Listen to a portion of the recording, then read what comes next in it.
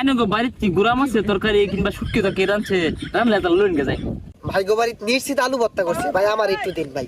ভাই আমার বাড়িতে এনো না, আমি এই জায়গায় বেড়াবার আইছি। আগা তোর গুস্তু ভাত খাইতাম না আমি।